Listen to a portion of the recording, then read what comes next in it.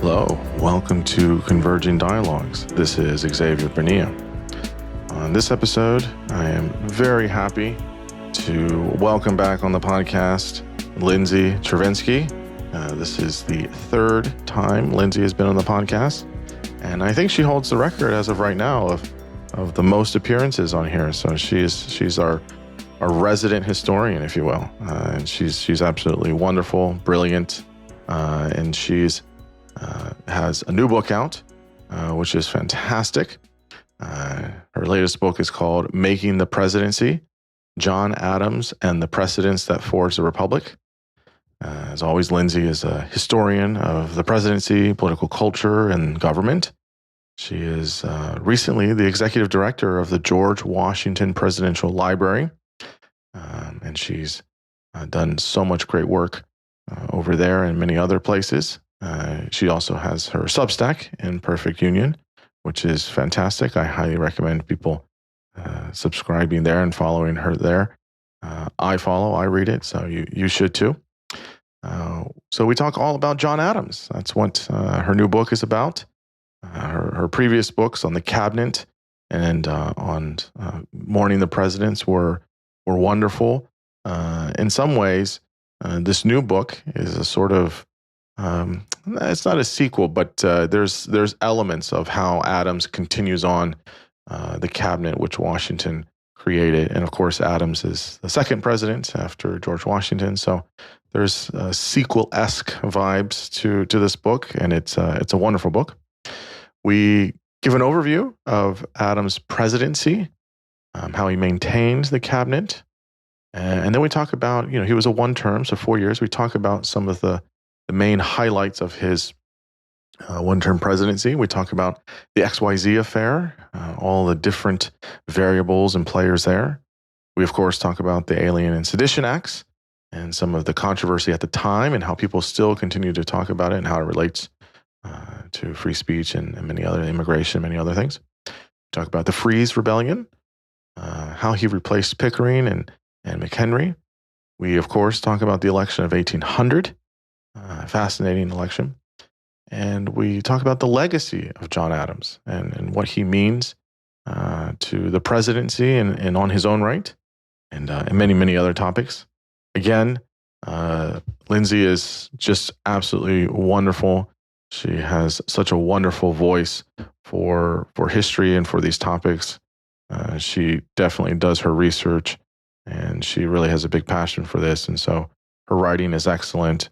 How she's really showing good history in a very balanced and holistic way, publicly as well, is super important and tremendous. And so she's doing great work.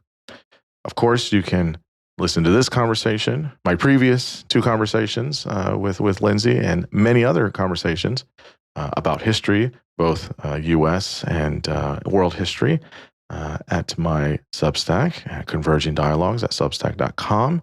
I'm also on YouTube, so go listen to the previous episodes, listen to hers, get her books, listen to the other episodes on history and all the other topics, share with your friends, and all those wonderful contributions and follows and likes and everything is much, much appreciated. And now I bring you Lindsay Chervinsky. I am here with Lindsay Chervinsky. Lindsay, thanks so much for returning to the podcast. I'm always grateful for your time and your brilliance, so appreciate you coming back on. Thank you so much for having me. I'm really excited to be back. Yes. I was looking at it before we started. I think you might be the person that's been on here the most so far, actually, which I think so. Thank you. I think so. Yeah, it's pretty cool, right? I think that's right. So this is number 3. Yeah. So we talked about very early on. We talked about your first book, The Cabinet, which it's a spectacular book, and it gets. I think having read that book and then reading the new one that you just have out now was really nice to kind of see some continuity there of many themes. And then you had the second book, which was a collection, right? And that was with a co-author. Why am I forgetting the name? What was the title of this book? Matthew Costello is my co-author. And the book is called Mourning the Presidents, Loss and Yes. Legacy in American Culture. And it was about how the American people respond to presidential deaths and what it actually says about us and our culture in the moment, and a little bit less Mm, about them. Yeah, it was very, very interesting, especially since I think there's been sort of a period where we've been dealing with this, and so we've that was very, very interesting. I really, really enjoyed that book and the conversation. And the project that you have been working on for a couple of years, I know we've talked about it offline and stuff, and I know you've been working very, very hard on this, is the new one. It's called Making the Presidency, John Adams and the Precedents That Forged the Republic, out through Oxford University Press. I know you have a big, big admiration for the Adams family, not the cartoon, but the but John Adams, the second president, and his son, the sixth president, John Quincy Adams. So yeah, I mean, I guess we'll get all into it and we'll talk all about it. But before we do, just remind listeners who you are professionally, academically, and then what you're currently up to. Absolutely. I am a presidential historian. I have all of the academic credentials that go along with being a professor, but decided to go more of the public history route and have served in a number of capacities. My most recent job that I started actually a couple weeks ago is as executive director of the George Washington Presidential Library, which is at Mount Vernon. And that is really exciting because the library is entering its second decade and there's a lot of opportunity Mm, for growth and potential for the future. And I mm, have big plans. And so that will be a really fun mm. challenge. Also, I hilariously think it's a little bit subversive that I will spend my first 6 months talking about John Adams at the George Washington Presidential Library. And I think that John Adams would also find it subversively hilarious. So that's a nice little sweetener on top. Well, big congrats for that. Thank That's you. such a good gig. You obviously are in front of many news shows and in front of the camera and giving us all of your wonderful insights. I've said this before, but I think I really enjoy your very fresh and current perspective of U.S. history. There's wonderful, wonderful historians, but we kind of get used to their kind of tenor and how they talk about things. And you have just such a nice, fresh voice, which I really, really value and appreciate. And really, really good study. So, okay, so maybe just tell us a little bit about why. So, the book that you have on Adams that's just out is just on the presidency. So he's a one-termer, 4 years. Um, Not unlike our current president, who's about to be a one-termer as well. There's some interesting things with that. We've had a few presidents, obviously, that are one-termers. I guess, how long did it take you to kind of write this? How did you want to get into it? Was it just kind of a passion, love thing? I really like John Adams, or why you did, and yeah, why did you decide to just focus on, I guess, the presidency and not like his life, or he had a long post presidency life, relatively speaking. So yeah, why did you want to just focus on the presidency? Absolutely. Well, I've never actually been interested in writing life biographies because there's just, especially with someone like John Adams, there's so much content that you could cover. And he had such a long and extraordinary life that I think you would have to make really difficult decisions about what to leave in and what to take out. And certainly all biographers have to do that regardless of who you're talking about. But I noticed in particular that a lot of the biographies, as I was reading a lot of, the other content that's already out there on John Adams, they tend to give his presidency relatively short number of pages in their biographies, relatively short shrift. And I felt like initially I kind of understood that. I was like, all right, well, the presidency is the low point of his public service career. And I had planned what initially inspired me about this period of time was I had finished up the cabinet and I was curious how the cabinet evolved into the presidencies after George Washington. So he Mm, creates this institution. It's not in the Constitution. What comes next? And I mm, initially conceived of writing a book about John Adams and Thomas Jefferson's presidencies and their cabinets and how different mm, they were and what they looked like and how they got there. And I started writing and I realized I didn't want to write the Jefferson part. And that was partly because I had already written an article about Jefferson's cabinet and I realized I kind of had said all I needed to say and I wasn't all that interested in like, trying to expand it into half of a book. And the mm, second part is I didn't want to spend 4 years in Jefferson's head. And so I cut off the Jefferson portion of the book and this was in 2020. And then on January 6th, 2021, there was, of course, the violent insurrection at the Capitol. And it totally unlocked Adams' presidency for me because Mm, I realized how much I was taking for granted the peaceful transfer of power as a central part of our democratic system. And I started looking at Adams' presidency and I realized all the ways in which he did not take it for granted. And all of the mm, things that he did to both create the peaceful transfer of power as a practice that we cherish, but also all the other things he did to try and ensure that the presidency survived after Washington and then after mm, himself. mm, And no other biographer had ever lived through a insurrection like that. Most of the big biographers of John Adams lived post Civil War, so they had been in a nation that, while at times quite tumultuous, had not seen that type of violence around a transition. And I think as a result, they were not asking the same questions or looking for the same things that I was looking for. And I realized there was this gap here that actually made a really big contribution because we live with those transitions every 4 years. And so it mm, still absolutely shapes our political life and the institutions that really are central to our democracy. mm. Yeah, no, it's nice because it gives it, some kind of context of saying like, well, this is important, but here's a more kind of in the background a push of why this is important to remember, and gives it a little bit more of an idea of why the follow up act is important to do that smoothly. So yeah, I mean, Washington was huge. He's even at the time and certainly after, he's this lionized figure. He's almost a semi deity, all these things, and it was always going to be a tough act to follow. And you mentioned, I think, somewhere in the book that Adams really kind of gets, uh, he's always kind of sandwiched in between Washington and Jefferson. He's always seen as like the kind of grumpy, cantankerous kind of guy. He only did 4 years. What did he actually do during that time? And people just don't give him enough credit. And part of that might be because of historians afterwards have just focused so much on Jefferson and less on Adams. And so he doesn't really get his time in the sun during or even historically of sorts. And so it's nice that you really talk about that. So you talk about a lot of things. I'm just generally laying out here. Competitive election, the first transition, which again, as you just mentioned, the transition and the transfer of power. I mean, I also took for granted. We all did. That's huge, and there's a lot of things about his character, about how he was able to navigate these things. So, I guess generally, he how did he navigate these issues? But then, how did he, having been vice president, having been a founding father, all these things, when he's finally on the hot seat, how did he start to create and form his own ideas about executive power, and how he wanted to do this? So, how did he tackle these challenges, and how did he kind of navigate that kind of, now I'm on the spotlight, how I want to do it?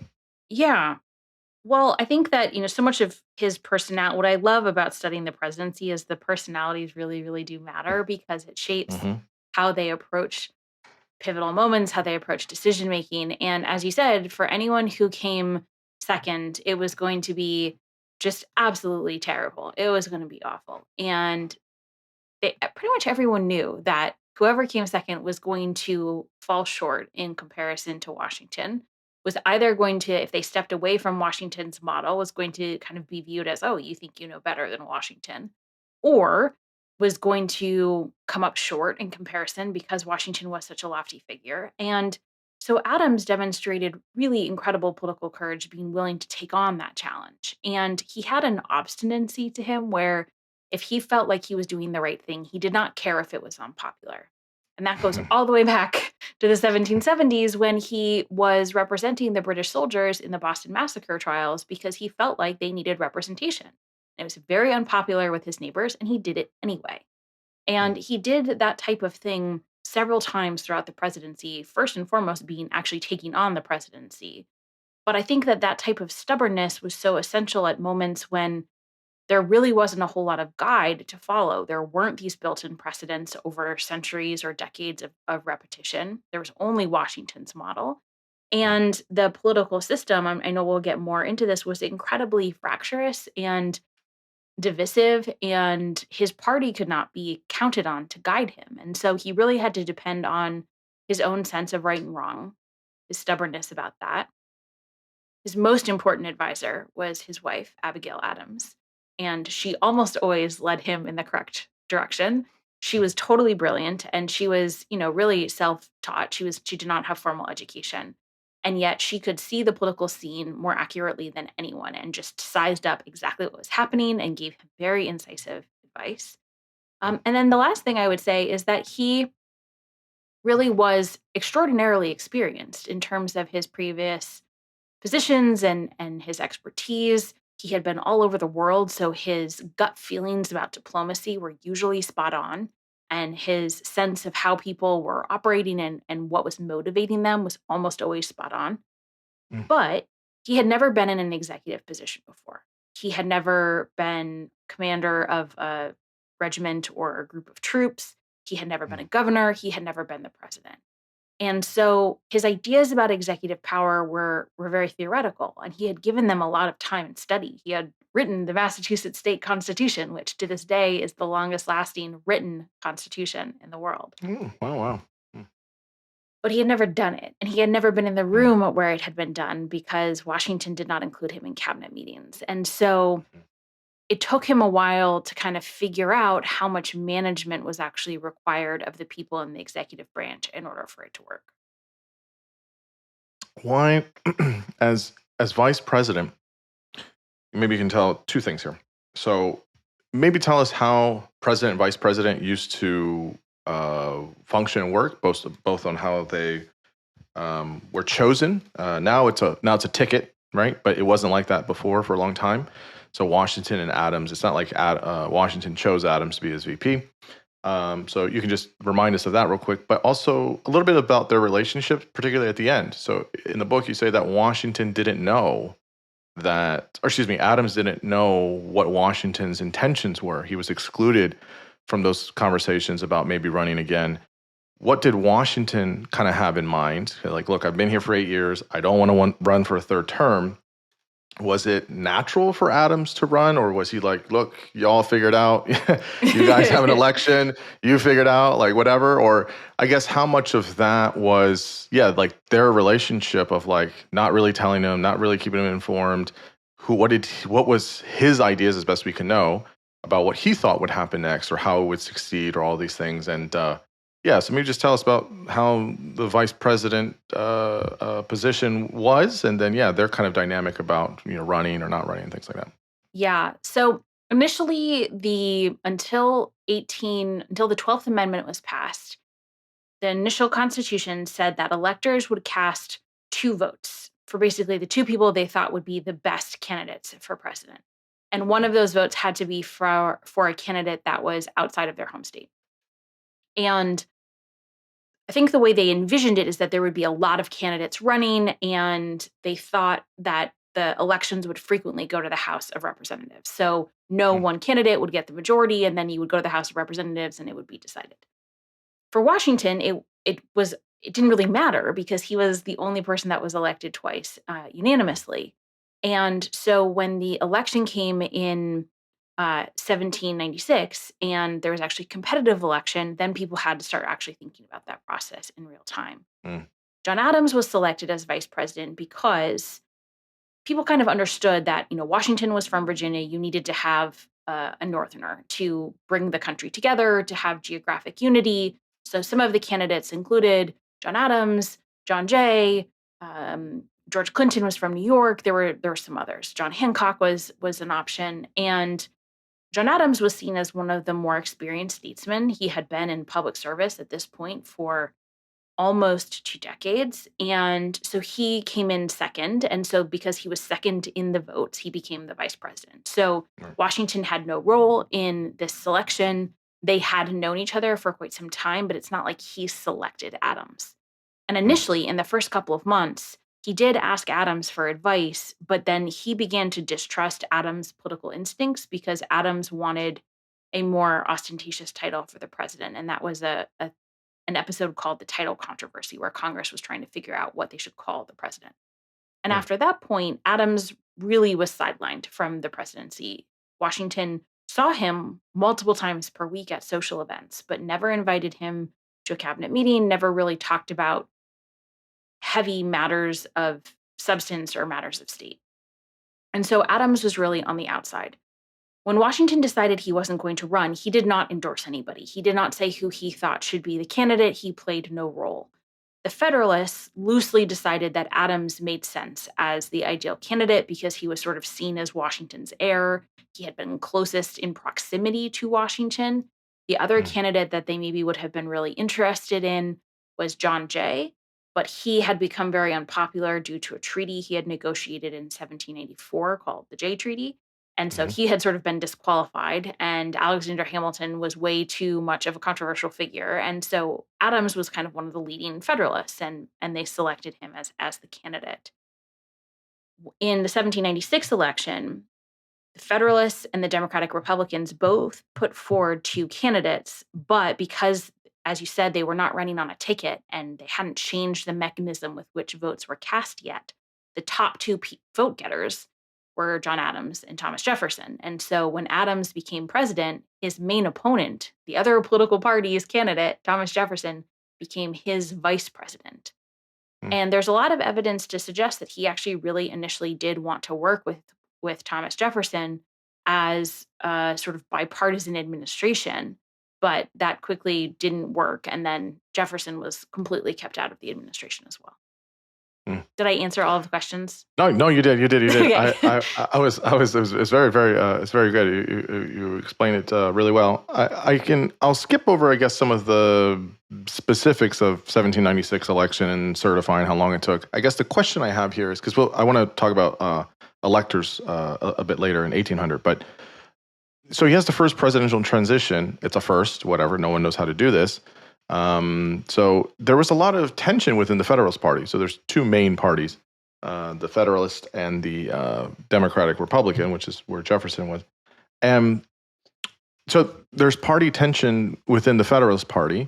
Hamilton's always somewhere in the background doing something, right? Hamilton's always doing something. And then, he wants the biggest, I think one of the biggest themes of Adams' presidency is his big emphasis on foreign policy, I would say. I mean, obviously we'll talk about some of the acts and stuff, and then staffing the executive branch. So I guess, how did he deal with that transitionary period? And again, for folks, the election was in November, right? And then it wasn't the inauguration until March, and that was until the 40s or whatever of the 20th century. There was still a very long period, mostly because of travel times and stuff like that, partly. Yeah. So initially, there was no one election day. States were permitted to set their own days of election. They just had to be, basically, the Electoral College votes had to be put in by the beginning of December. So in 1796, the election started in October. So you had people casting votes for 2 months, and then it took another almost 4 weeks for everyone to kind of have a sense of what the results were. But even then, there wasn't polling like we have today. There weren't immediate results from states. And so Adams had a pretty clear sense by New Year's Eve that he had won the presidency. But until the votes were actually certified on February 11th, and he was the vice president, so he was the one opening the votes, he didn't know for sure. So this was a very long process, it's basically 6 months start to finish. And you're right. Initially, that was largely because of the amount of time it just took for news to get back and forth. It took almost 4 weeks for news to get in the 1780s from Maine, or what became Maine, to Georgia. And so, you needed to build in time for news to travel, and then build in time for people, once they received the news, to then travel to the seat of government, or, take care of their affairs and then travel. The date was moved up. The start of the new session of Congress was actually moved up in 1804, when the 12th Amendment was ratified. That moved up the start of the new session, but the official transition did not move up until, I think it was 1933, after FDR's election, because that transition was such a catastrophe, because, obviously the country was clamoring for economic help, and Hoover refused to do so. So that was really the impetus for making it shorter. So tell me about the cabinet then, right? So Washington creates this thing. There's a good book on this. It's called The Cabinet. It's by there's a whole story there. So Washington creates this thing called the cabinet. Again, not in the Constitution, all these things, but why did Adams keep it? Was it just like, hey, this works. This is a good idea. We should probably do this. Or, why did he decide to keep with that? And then how does he fill his cabinet? And what does that look like that's different from Washington, and how he did cabinet meetings and how he had it and what the roles were, and what was similar? Tell us about the similarities and differences there. I think Adams both had his own ideas about how he wanted to do things, but was also keenly aware that Washington had cast this model or set this model, and if he diverged from it, people were going to notice, and not necessarily in a good way. So he certainly recognized the genius of having a cabinet, that there were a lot of big issues that did require the input of multiple departments, depending on what the subject was at hand. Because if you're talking about, a trade relationship with a foreign nation, you're going to bring in the Treasury Secretary, and you're going to bring in the Secretary of State. And there are lots of different, elements to these big questions. But when the cabinet didn't serve him, he also was quick to meet with individuals, to exchange letters if he didn't want to see them or have them in his presence, which did happen. He, of course, got advice from his wife. She was his primary advisor. So he was very flexible with it, which was exactly what Washington had envisioned and what Washington himself did. Sometimes he met with the cabinet all the time, and sometimes he rarely met with the cabinet. When Adams first came into the administration, there was no precedent of the cabinet resigning en masse. Now, if a new president comes in or after the end of a term, the cabinet gives pro forma resignations. So if, for example, if Biden had decided to run for a second term, and if he had won, his cabinet would have offered their resignation as a matter of course, and then he could decide which ones he wanted to actually keep. That was not the case at the time.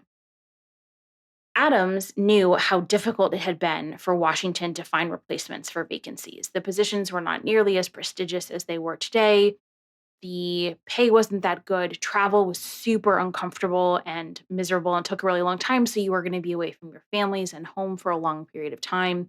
And so getting people into the positions was a challenge. And if Washington had trouble with that, Adams was going to have trouble with that. He also knew that if he got rid of them and picked up new secretaries, then maybe there would be a question of, why was he not okay with Washington's appointments? The third element was he knew that this transition was going to be very stressful. And we tend to think of the 1800 transition as the stressful one, but they were not there yet. They had not lived through the 1800 election. They did not know what was coming, and they couldn't read history backwards. And instead, they were just really afraid of this change and what it would mean, and would the presidency work? And so he wanted to provide some institutional stability. And one way to do that was to keep the secretaries. And lastly, he figured that they would be loyal to the office, if not necessarily to him. And he didn't know that they really required a lot of management and careful delegation. And he didn't know that some of them were really quite bad at their jobs because Washington didn't tell him. And I don't know why. I wish he had written down why he didn't tell him, but Washington did not tell him, even though Washington knew they were not always good secretaries. And that is an area where I think he could have done better. Interesting. So his cabinet, we can talk about them at different points, but just to kind of, flag it here. So you have, obviously vice president is Jefferson, Thomas Jefferson.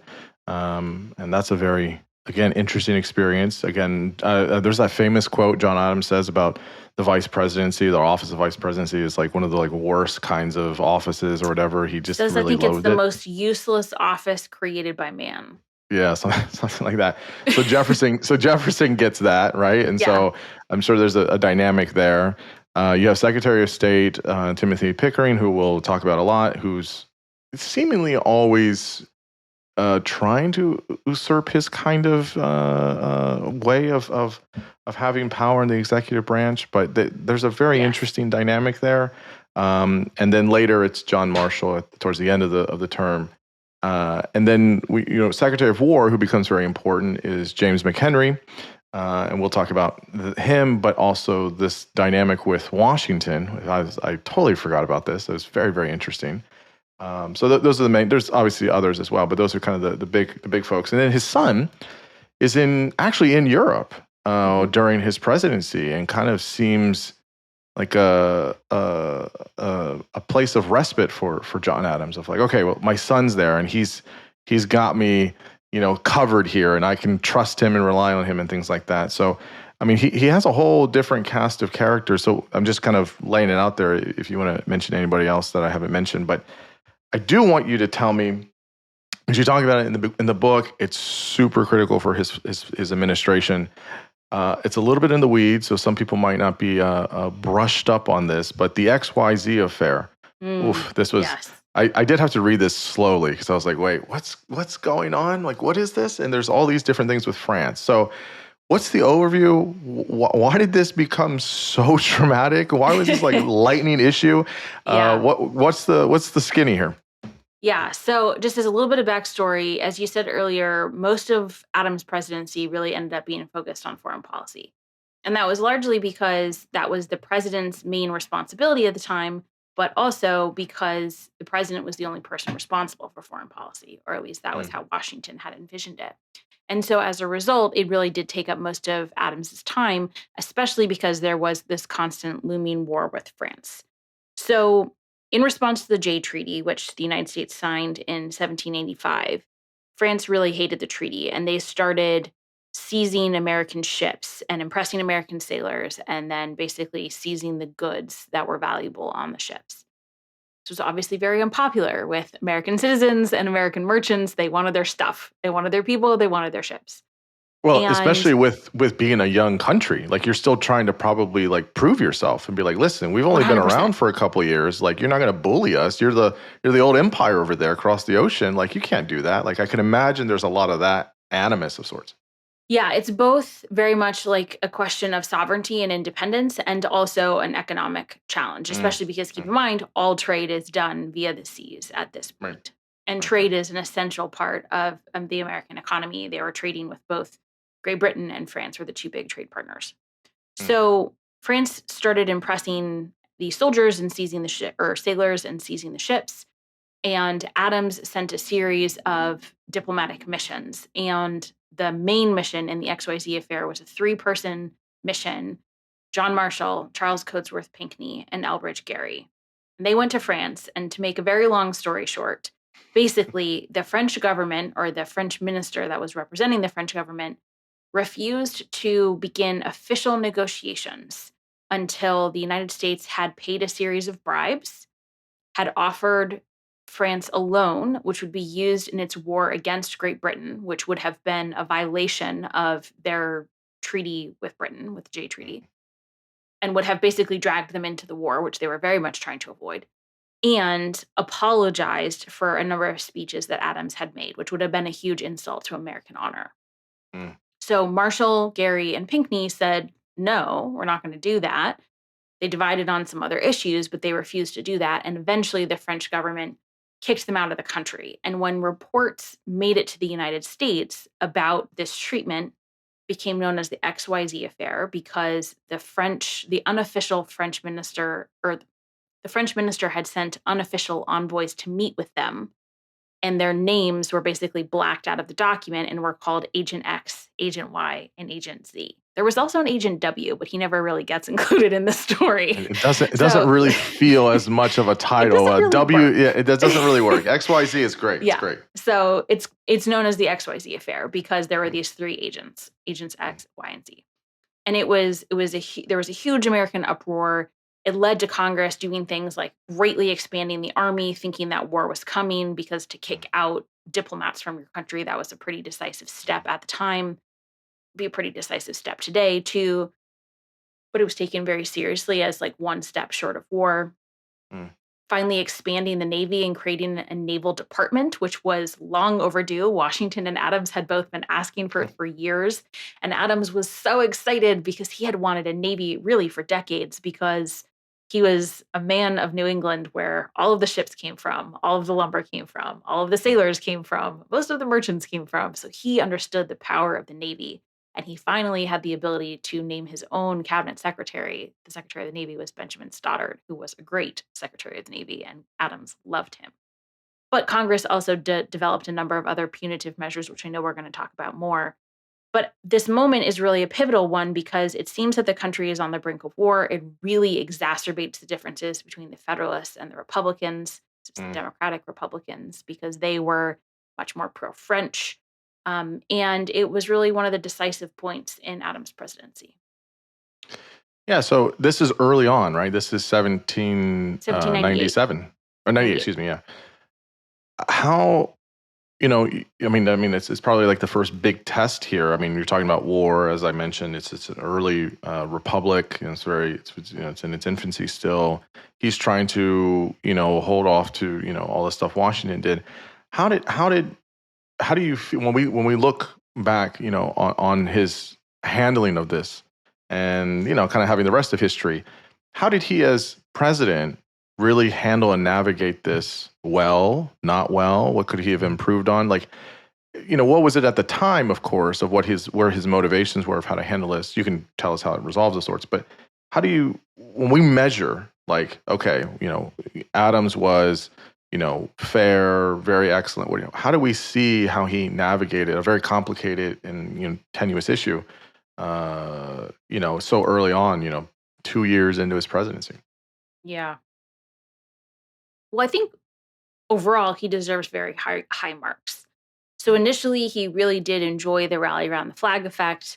He received just an overwhelming outpouring of support. And for someone who had been jealous of Washington's popularity for a really long time, that was a very special moment for him. And he spent just countless hours writing individual responses back to the letters he received. So imagine the president writing these like individual letters, and no letter was the same as the one before because he understood that these letters were going to be shared, they were going to be read aloud, that many of them were published. And so he cared deeply about what he was saying to the American people. Mm. He is often accused of warmongering, and this theme is going to come up again and again. Oftentimes, when historians say something about Adams, if you trace it back, it's actually them parodying what Jefferson said about Adams. Mm. They have a tendency to just accept Jefferson's words as fact. And key thing to know about Jefferson is that sometimes Jefferson lies. Mm.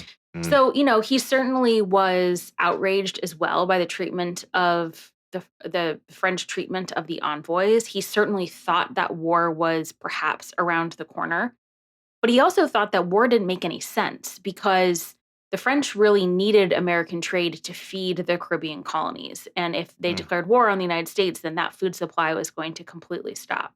Mm. They also knew that war would drive the United States into the arms of the British, which they definitely didn't want to do. And they were in the middle of the Napoleonic Wars against Great Britain. So they kind of had their hands full. Mm. So after the initial sort of flush of patriotism, Adams kind of stopped and stood back and said, like, well, this doesn't actually make any sense. Why are they doing this? I don't get it. They're very preoccupied with a lot of other things. And so he started to think about ways that he could pursue diplomacy while also boosting national defense, because he understood that the United States would have a better chance of getting a good diplomatic outcome if they were negotiating from a position of strength.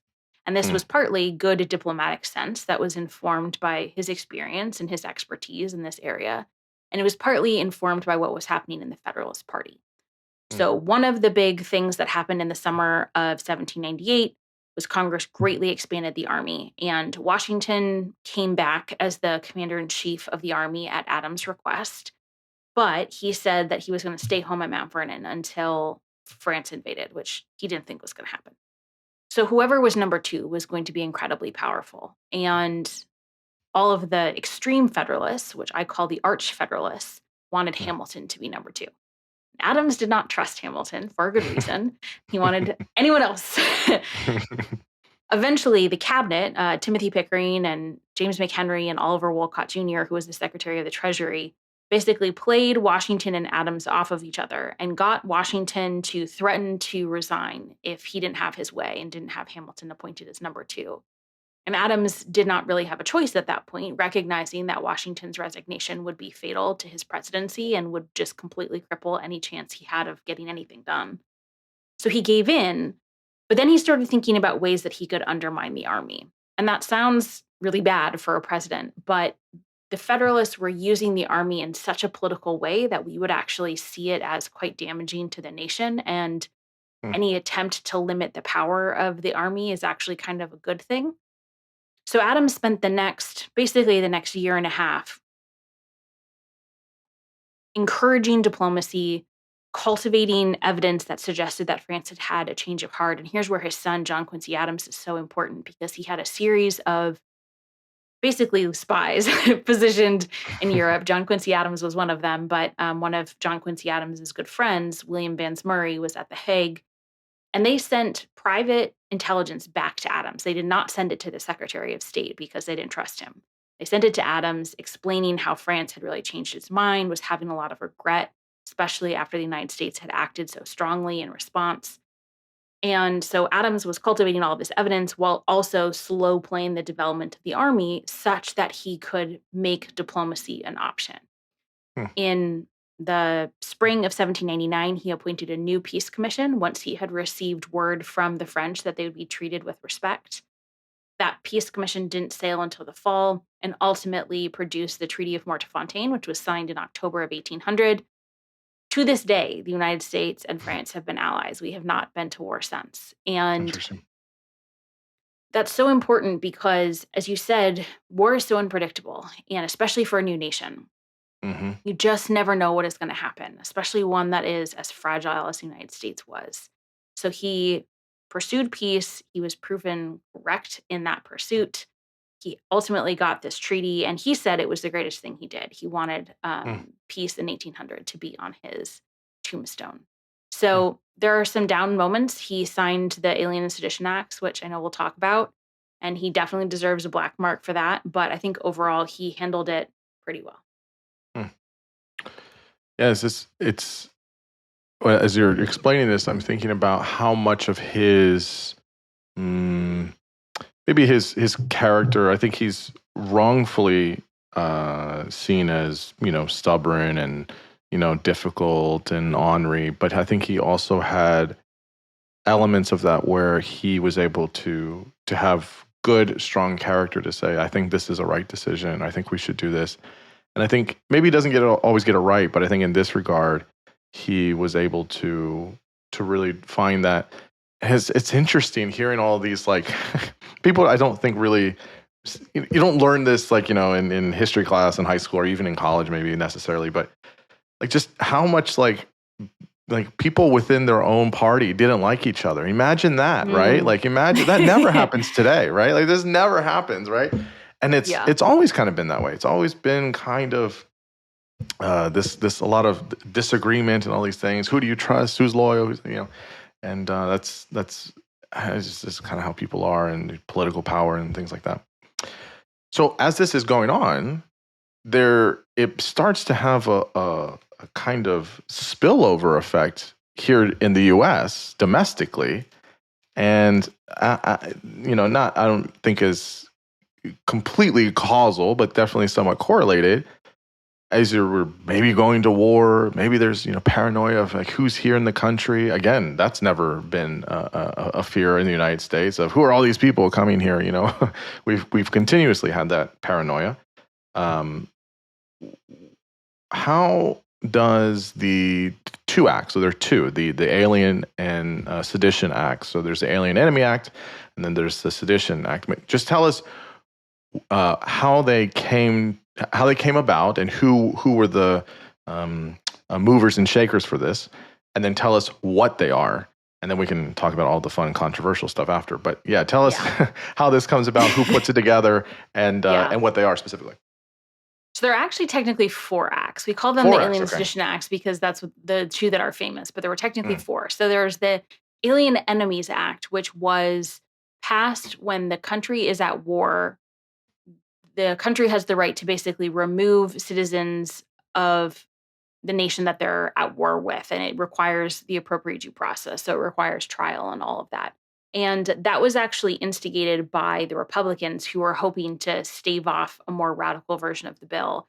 And a version of that bill is actually still on the books today and has been utilized at moments of war. Anytime we're at war with a nation, you don't want, let's say you're at war with Germany, you don't want a lot of active German nationals on your territory if they're loyal to the nation, spying on behalf of the nation. So Mm. That bill makes a lot of sense. It was a bipartisan bill. We can kind of set that aside as totally fine.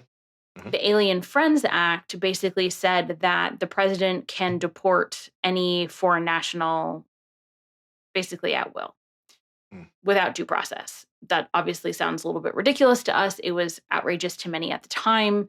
The idea was that there were all of these French refugees that had fled from France to the United States, and many Federalists worried that they were still loyal to France.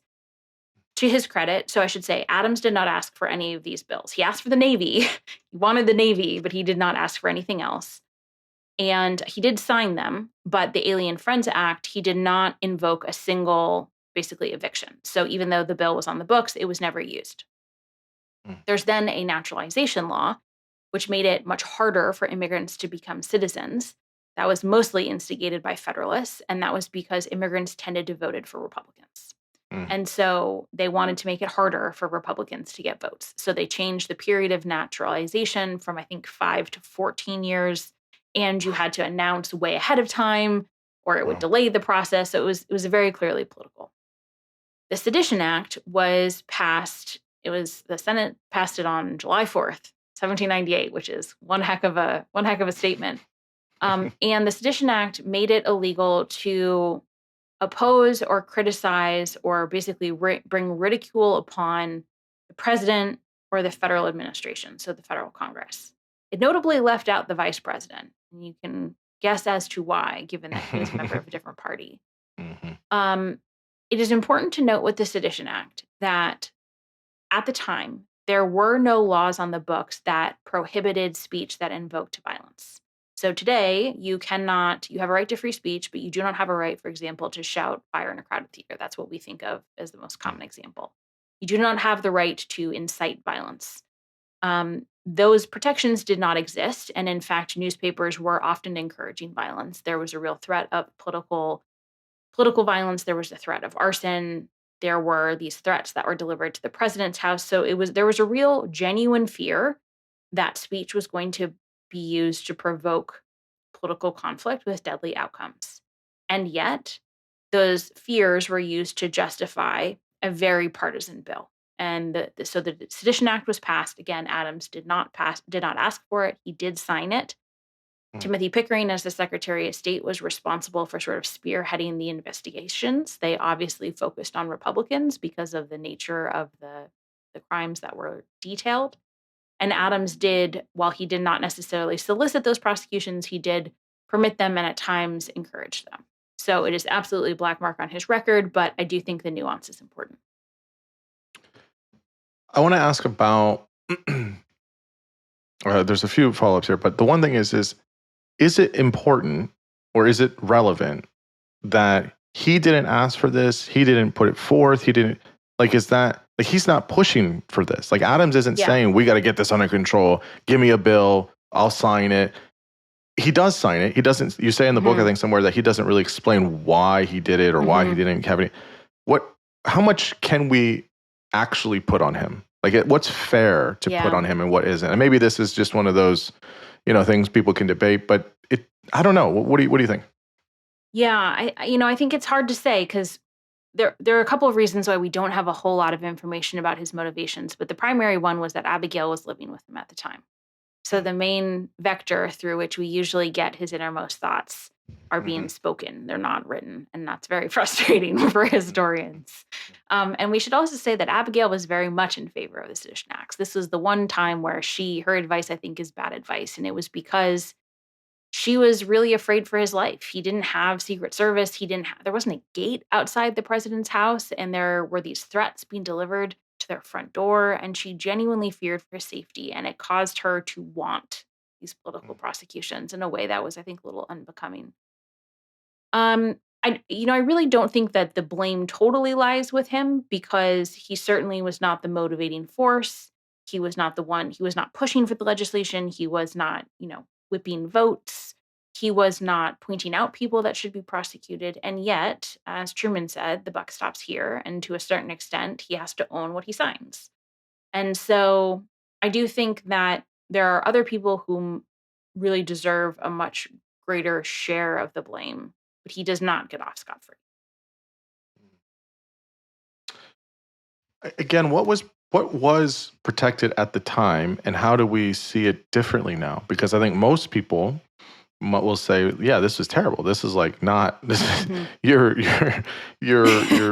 penalizing people for certain types of speech. Like that's not free Yeah. speech. Isn't that the country we live in? Like what was Yeah. protected at the time? What was the expiration date on this as well? Right? Like this was. Yes. I mean, that's another critical piece Yes. with like the election and things like that. Yes. What are these dynamics? Well, so it's a complicated question because our relationship with the Bill of Rights is very different than their relationship was. We have started to take it much more seriously than they did at the time. They Mm, certainly respected them as rights that were protected in the Constitution, but they didn't revere them like we revere them today. mm. Although sometimes our reverence is not actually accurate because, so for example, First Amendment says that the federal government cannot limit your right to free speech. It says nothing about a private company. hmm And it hmm also says nothing about private, like social consequences. You can be ostracized, you just can't be jailed by the federal government. hmm So we're not always accurate in our reference. hmm But at the time, the same protections applied in terms of the First Amendment, but there wasn't the same sort of legislation and body of law that determined what that meant. It hadn't been interpreted by a lot of cases. And so mm a lot of times when judges were looking at these laws, they were comparing them to common law in Great Britain because that was their closest parallel. And they were trying to figure out like where it stood vis-a-vis the tradition of common law, because most states' law was still based on common law as well. And in common law, there was a protection against libel and slander, which are written in and hmm spoken forms of false accusations. And like libel and slander, one of the defenses is the truth defense. If it's true, then it cannot be libel or slander. The problem with sedition is that sedition is inherently political speech, and political speech is usually opinion. So it's really hard to prove the veracity or falsity of it because it's political opinion. The second problem with this bill is even though you had the right to trial to defend yourself, the Federalists had appointed every single federal judge because there had only mm been two presidents and they were, appointing Federalists. hmm And some Federalists were more reasonable than others. Some were outright partisans and were not following the sort of judicial code that we would expect today because there was not the same sort of trial practice that had been established. All of the marshals were Federalists and they selected Federalist leaning juries. So if you were brought up on charges of this, you were almost guaranteed to get convicted. There were very few cases that did not go all the way through. Some of them were dismissed because trials didn't happen. But to your point, the law expired on March 3rd, 1801, which was the day before the next inauguration. And that it was not uncommon for laws to expire.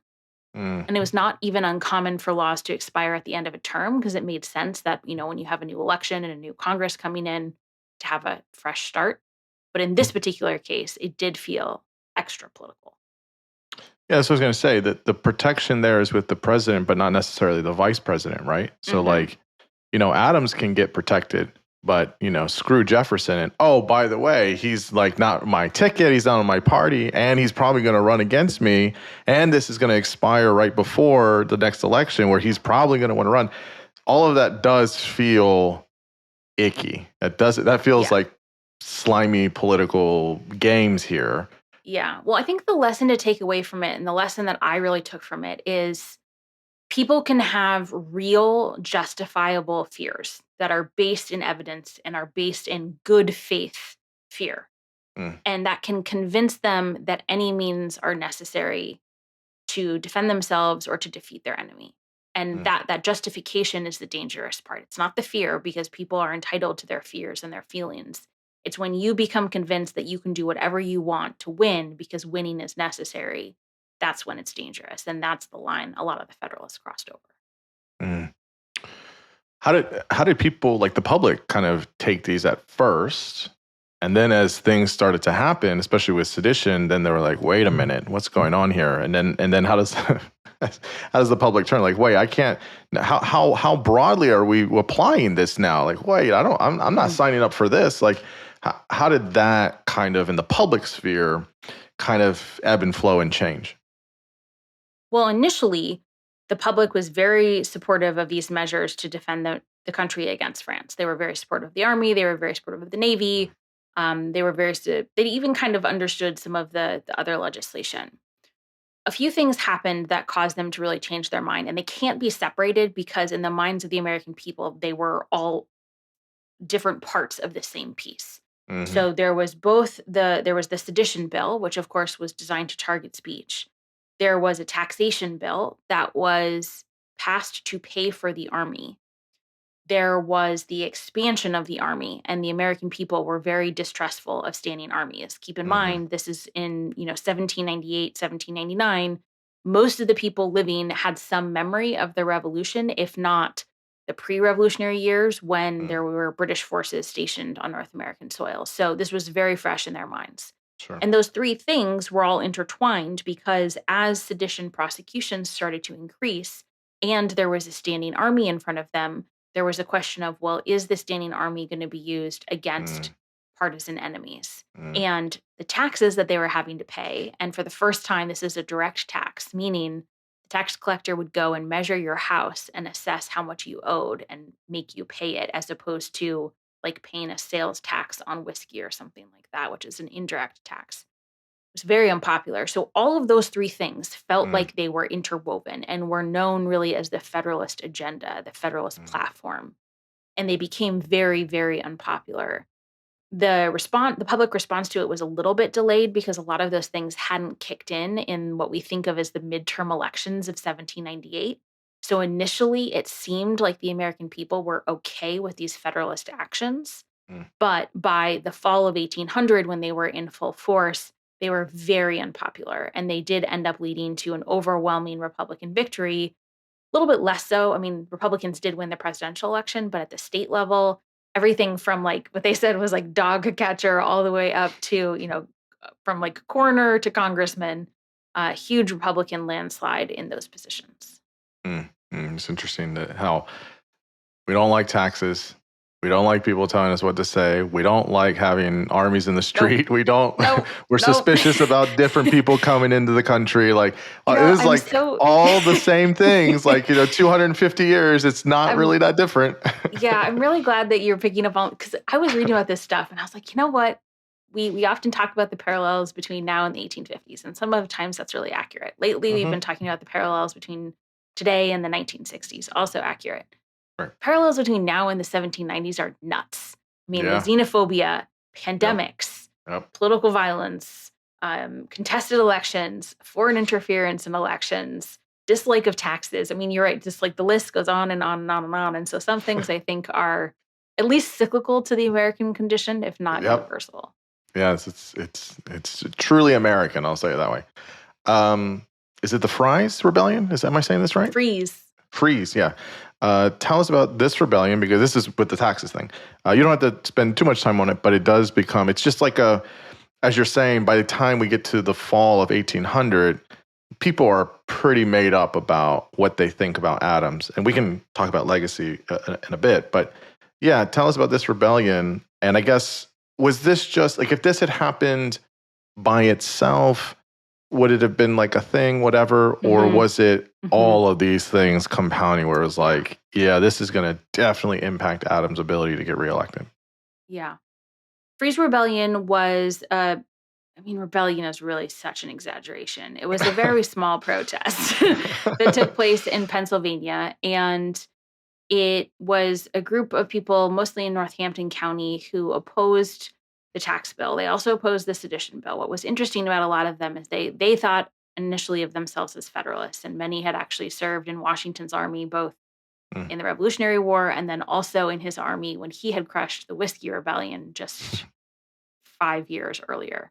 Mhm. And what they basically said is that they had protested the law, they had sent in redress so that the law could be repealed, and they resented and protested and basically prohibited tax collectors from assessing their homes for taxes until they received an answer about their redress. Now, that's not actually how the law works. You don't get to ignore a law when it suits you. So it was a little bit of a naive protest nonetheless. So several of them were arrested, and then a larger group went and basically demanded their return. And that was the extent of the rebellion. There were no Mm. deaths, There was no violence. Actually, there was one death. One cow was accidentally shot. That was Poor the thing. extent of it. Yeah. And, but when word came of this quote unquote rebellion, it was seen in the light of constant political violence, including a sort of mob squabbling outside the president's house the year prior. It seemed to reflect a growing discontent that was fueled by these radical groups that were armed and dangerous and were often spearheaded by French revolutionaries who were very radical. This is how the Federalists saw it. And so, because they were looking for this much larger conspiracy, that is what they found. And they decided to send out a sort of overwhelming armed force to crush said rebellion, to arrest everyone who participated. The soldiers who were involved said it was sort of embarrassing and such a waste of money because there was clearly no rebellion there. The trials of the people were really outrageous and stacked from the beginning. And while the Federalists saw it as a really important opportunity to demonstrate federal might, Adams really had misgivings and ultimately ended up giving blanket pardons to everyone involved, including those who were convicted of treason.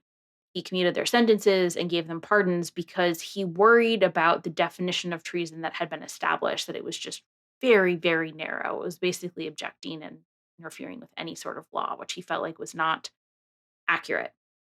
So it wasn't so much that the Freeze Rebellion and the way he responded made it impossible for him to get elected, so much as that it demonstrated there was this overwhelming opposition to the Federalist agenda with all of its various pieces, and it demonstrated the growing unpopularity of that agenda. Yeah, again, the parallels are wild. It's interesting. We'll come to the election of 1800 because I think I was surprised that you didn't spend as much time on it. I mean, there's been books written on it and all these things. You do a great job, but it was just like, how did she write all this? Like so many pieces to it in that election. It's a really, I think, I don't know, you tell me, right? But in terms of history, it's one of the most consequential, I think, presidential elections. I mean, obviously people would look at 76 and, look at election of 2000 and 2016 probably, and, all these things. But 1800 is huge. But before that, he fires Pickering, which is a big deal. It's a big, big deal. And McHenry's gone. How much it seems like almost too late. Like it feel like you kind of, at least the way I read in the book was like, it almost was like he felt relieved. He's like, oh, I can finally kind of, there's some people I can trust. I don't have to keep these people. I can, he puts Marshall in Pickering's place. How much do you think was, I'm not asking for revisionist history, but if he had done that earlier or at first chance of being like, we're not getting along, I don't like how he's trying to undermine me. And how do you think things maybe would have been different? But there is a change, right, of how he felt a little bit once he let those two go. Yeah, I mean, he definitely felt unshackled once he had a cabinet of his own choosing. In some ways, I think he was waiting. He didn't write down why he was waiting. He didn't tell us. And I think the primary reason was really that he was trying not to divide the country. He was trying not to divide the Federalist Party. If there was going to be a war, he was trying to keep it united. And then once he was pursuing diplomacy, he wanted to keep the party as united as he could behind him. And he worried if there was a split in the party and there was a split in the nation, what that would do to the nation. And then I think the last piece was he wanted the Federalist renomination for the Federalist Party. And so he was kind of waiting until he had that in hand. And then he finally did fire Pickering. And that was a huge moment because the Constitution doesn't say anything about how secretaries are removed. And when the first federal Congress in the summer of 1789 created the executive departments, there was a lot of disagreement about how people would be removed. And so they basically just punted and they used passive voice. And they said that, when secretaries are removed, the chief clerk will have responsibilities over the papers of office. They didn't specify how that was going to happen. And so Washington never had to deal with it because when, he lost trust in someone, they immediately resigned. And so Adams was the first one to actually test this theoretical power. And when the Senate actually confirmed his choice for the replacement, which was John Marshall, they were affirming that he had the right to do so. They were affirming that the president has the right to fire secretaries at will. And that established a precedent that almost all other presidents have utilized, with the exception really of Andrew Johnson, and Congress passed a Tenure of Office Act, which, to make a long story short, the Supreme Court eventually ruled was unconstitutional.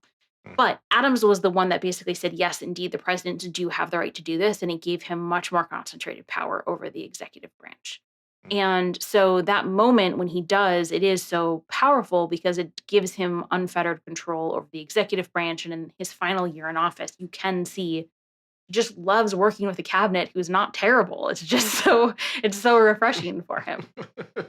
Yeah, I mean, I think that's, if you feel kind of anchored down by folks in your cabinet, and again, I think there's something about, I mean, you treat him fairly, but I did get this sense that he had like the shadow of Washington over his presidency pretty much the whole time. Like he's okay, and again, he was still well revered, and so it feels a little bit like that, a little bit. Yeah. Okay, Well, so and you also see a huge shift when Washington died at the end of 1799. There's a huge shift in Adams at that point too, because no longer is Washington present as sort of a looming force that can be used against him. So, your election of 1800, pretty wild. How it works. Did he intend to run? Like, I mean, he wasn't an idiot. He knew where things were, the pulse of things, all these things adding up. Did he really think he had a chance to like win? Did he feel it was out of duty he should run, or should he just let it? What was the thinking about running again? Yeah, I mean, so the presidential election ended up actually being fairly close. Um, Jefferson and Burr tied with 73 votes, and if I'm remembering my numbers correctly, he had 65. So it's really not actually that big of a difference. And if one state, if South Carolina had gone differently, then he would have won.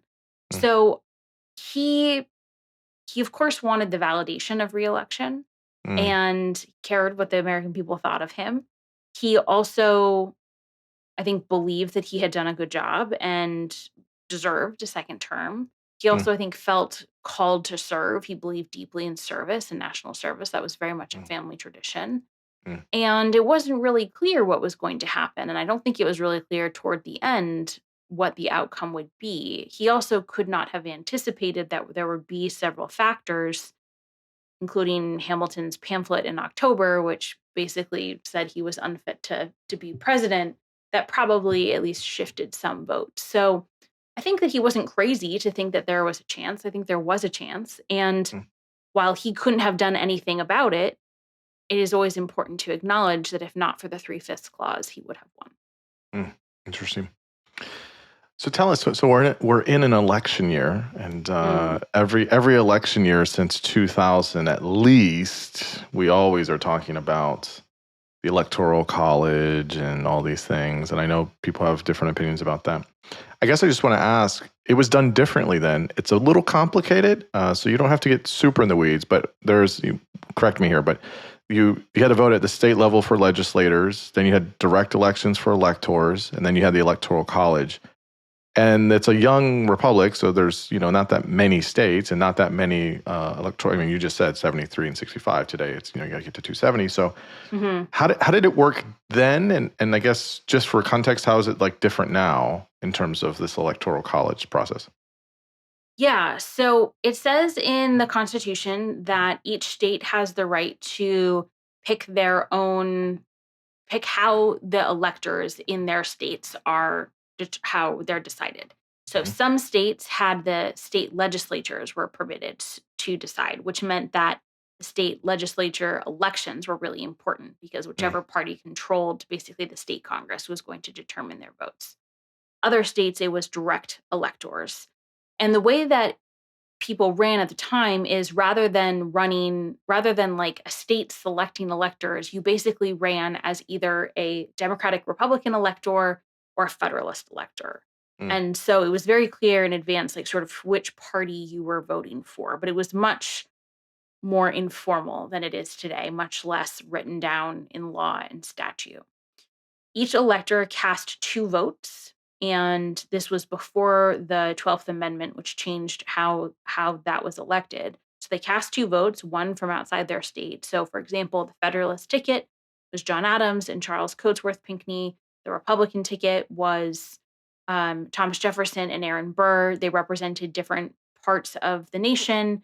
And the idea was that all Democratic Republican electors would cast their 2 votes for those 2 candidates. All Federalist electors would cast their 2 votes for the Federalist candidates.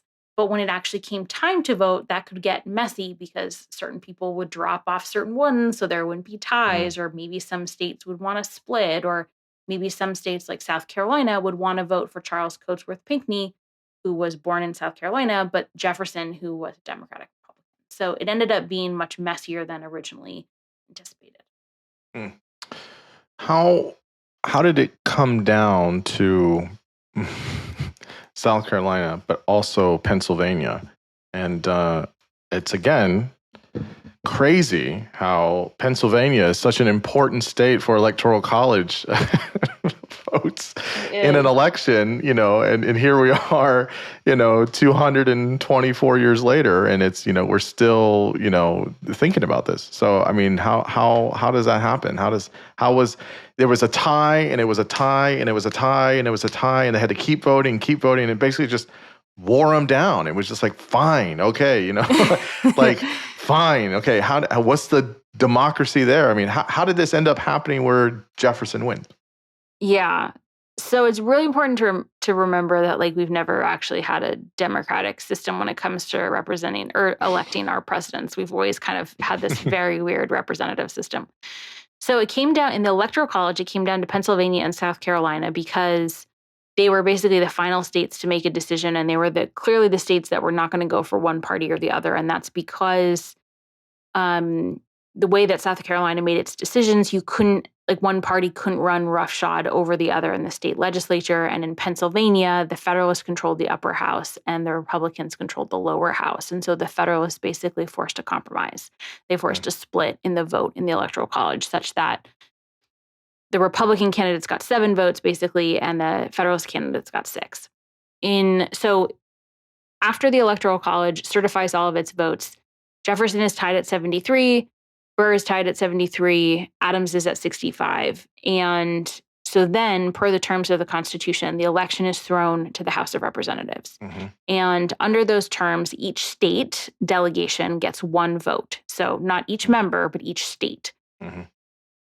Republicans controlled 8 states.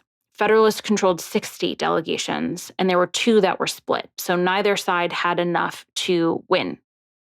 And the Federalists thought that maybe they could bring over some of the Republicans and make Burr the president, which would give them a better chance at getting positions.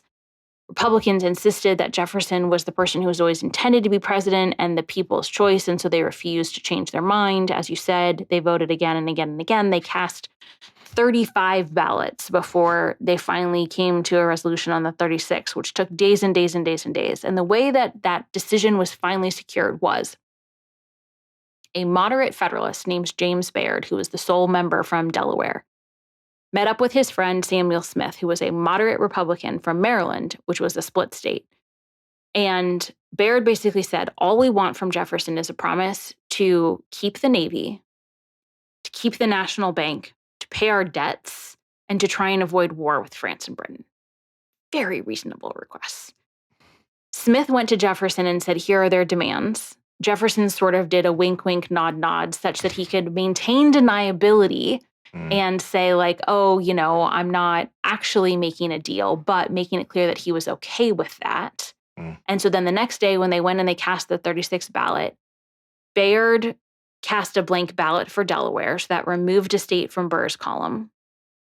The South Carolina Federalists cast a blank ballot, so that removed another state from Burr's column. Then the Federalists from Vermont and Maryland, which were the 2 split states, left the room so that their Republican colleagues could control the vote. And so Jefferson had 10 states, Burr had 4, and there were 2 non-votes. And that was enough to basically break the deadlock. But it got perilously close to all falling apart. And both sides were threatening extra-constitutional means and violence, and got very close to being very, very bad. It's not a direct democracy. It's never been that way. It's not how it works. Very, very interesting election. So someone's got to win at some point. How did Adams? How did he take it? How did he lose gracefully? How did he push for this peaceful transfer of power and really starting, I guess, that tradition of losing well and saying, okay, Yeah. He wasn't happy about winning. Like, no one's ever happy, or he wasn't happy about losing. No one's ever unhappy about losing. Sure. So he was definitely upset about it. He was definitely a little bit bitter about it. And yet he believed that when it was a tie, he believed that Jefferson was the rightful winner. He believed that Jefferson would end up being the winner and that the House would do the right thing. He stayed out of, there was a huge kind of push by the Federalists to explore some other methods. He refused to have any part in it.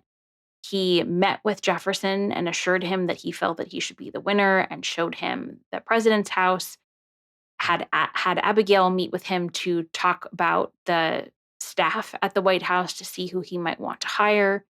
Once Jefferson finally became the clear winner, he instructed the cabinet to help Jefferson, to meet with Jefferson, to basically give him like briefings prior to the inauguration, long before that was an established practice. And then he did leave the morning of the inauguration. He's often tarred and feathered verbally for doing so. But I think there's a couple of important things to remember. One, there was no tradition at the time of defeated executives attending their successors' inaugurations. So that wasn't done at the state level. There was no expectation of that happening. That precedent was not established until 1845. So that expectation was not really on the books. The second piece is, this election had been so awful and so contested and so close to a catastrophe that Adams, I believe, genuinely worried that his presence would be a distraction, that it would make it harder to turn the page, to move on, to have a fresh start. And he wanted Jefferson to have a good inauguration. He wanted it to go well and to be intentional and smooth. And Jefferson didn't ask him to go. Jefferson didn't invite him, didn't send an invitation. And at the time, there really was actually relatively little commentary about him not being there, including Jefferson didn't say anything. It wasn't until later that we crafted this, he was, being a sore loser. So I think it is important for us to remember that he both was bitter about losing and also had, I think, these more superior motives in mind. So the last question I have for you is, what is the rightful legacy of Adams' presidency, one term? It was interesting. As I read the book, I kind of went into it feeling, open about things. I didn't come away loving Adams, to be honest. I don't dislike Adams. I don't dislike him, but he wasn't. I still feel. I mean, I read a good amount of history. It feels. I don't know. It feels some of it. You know what? I kind of feel sort of the same way I feel about Carter. Okay. Another one term. How I think. Well, I think like with Carter, a lot of good things in the first 2 years, and then the second 2 years were terrible. But mostly a lot of circumstance. He was dealing with so much nonsense that a lot of it wasn't his fault. And, there was the whole, everyone was leaving the cabinet in 78, whatever that was, 77, 78, or whatever it was. So I guess with Adams, it was, he didn't put us in war. So that's good. That's a good thing. That's nice. That's a really good thing. The Alien Sedition Acts isn't great, but I don't think he should get all the blame for it. You talked about the treaty that he did. That was, it's pretty good. It's good for U.S.-France relations. I think the fact that he was trying to maintain a lot of things, but there's like one of those things where, as when you think about legacy for presidents, it's what's the hallmark kind of major legislation that really helps for everybody. How do we, if you want to think about foreign policy, FDR, beat Nazis with Churchill, whatever. And I think Adams was fine. I think he was a fine president. But I mean, you can say whatever you want about Jefferson, that's fine. But like, he got us the Louisiana Purchase, and that was like a big deal for expanding the U.S. and all this stuff. And with Monroe, you had all these things. how Adams doesn't have that like that flagship thing, I guess, which Mm. was, I guess, that's not the only way to define legacy for presidents. I already know that, but I think he was a good president, but I don't know. I wasn't blown away. And again, the book's fantastic. You do a very fabulous job. But I'm saying just on him, I was like, I started thinking about all the presidents of his time and other presidents. I'm like, where does he fit? Where does he fit there? And it's like, I don't know. I mean, you could probably make a case that maybe Quincy Adams was it was a better president in some ways. Some people may disagree with that. But I guess convince me a little bit more of why Adams needs to be more revered and more appreciated, I guess, in some ways. Well, on one hand, I'm glad that is your reaction, because it was very important to me that I presented him fairly. I don't want to be a biographer that clearly has fallen in love with their subject. And I do love it. I'm not in love with Adams, but I do love Adams. I find him extraordinarily entertaining, and he makes me laugh. And so I have a great affection for him. I'm speaking as though he's a real figure, but he's been a real figure in my head for 4 years. So,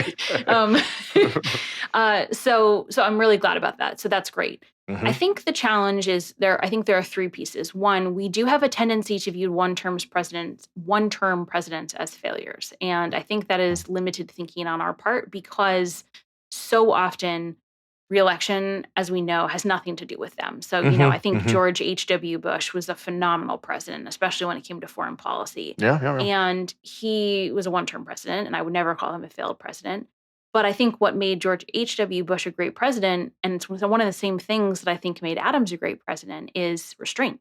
It's really hard to quantify the stuff that is not flashy. It's really hard to quantify presidential leadership when it's not winning a war or a massive piece of legislation.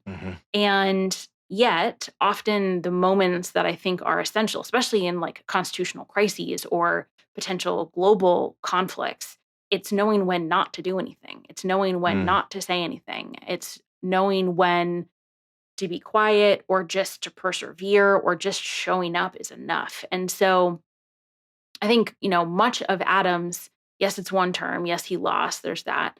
So much of what he did is much more subtle. And I would not put him in, like top 3. I wouldn't he wouldn't be in my top 5. I guess my argument is that he should be much higher than he has been traditionally. And that's because the contributions he made were showing up when he knew it was going to be awful, and he did it anyway. And I think that is tremendous. He did do a lot to ensure that the presidency survived after Washington. I have this line that Washington created the presidency, but Adams defined it. Adams determined how it would work for, mere mortals. And then, preserved peace, which I think was so essential at a time when war could really be fatal for a young nation. And lastly, he lost and he went home. And that is a revolutionary act. And it was a revolutionary act at the time, and I think remains a revolutionary act.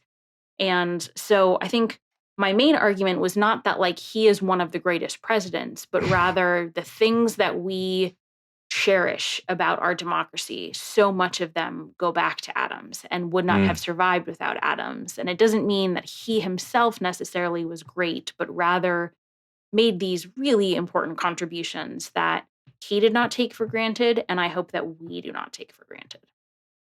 Yeah, I totally agree with you. That's totally fair. I definitely think it gave me a better recognition of him, and I think your idea of restraint in a positive way is totally accurate, of course.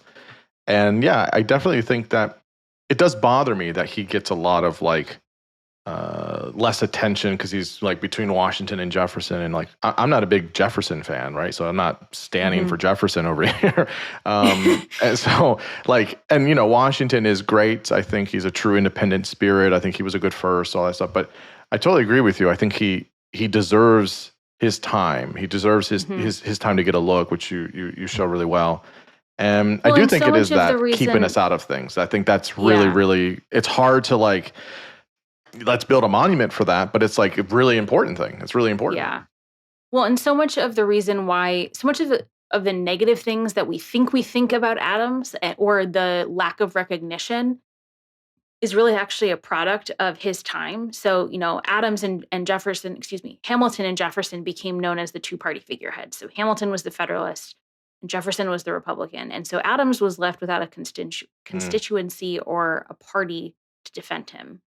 And then the Federalist Party faded away into oblivion through a number of very poor choices anyway. But Hamilton and Jefferson were two of the greatest propagandists in American history. And in 1800, they're both writing trash about Adams. And whereas most historians, even back then, but all the way up through now, look at Hamilton and Jefferson's writings and they say, what is their bias? What is their objective? What are they trying to achieve? When it comes to Adams, they don't ask those same questions, and they just kind of assume that what Jefferson said was accurate, not recognizing that Jefferson was a political actor. And it doesn't mean there isn't a truth, sometimes a kernel of truth in what he was saying, but rather that it has to be taken with a bucket of salt. And so, if anything, I just hope people will kind of say, like, well, if we think this negative thing about Adams, where does that come from? And if it comes from Jefferson, let's maybe take me before we swallow it whole. Yeah, no, I totally agree. This has happened with lots of presidents, where there's a certain way of talking about them, and then that just stays the standard for 40, 50, 60 years. And it's like, wait, why do we always think negatively about, like, let's do a reevaluation of sorts. And so let's really see. And again, your book is absolutely wonderful at doing that. It is very objective, neutral, all the things. It's a fabulous book, much needed, updated biography, or at least on this presidential years for Adams. So it's wonderful. Lindsay, you're always welcome here. I hope to talk to you many more times here. Your book is great. You're doing wonderful things, and I can't say enough. Thanks for coming on again. Educating, teaching, explaining all the wonderful things, particularly about Adams' presidency. So big thanks. Thank you so much for having me. I really appreciate it. Of course.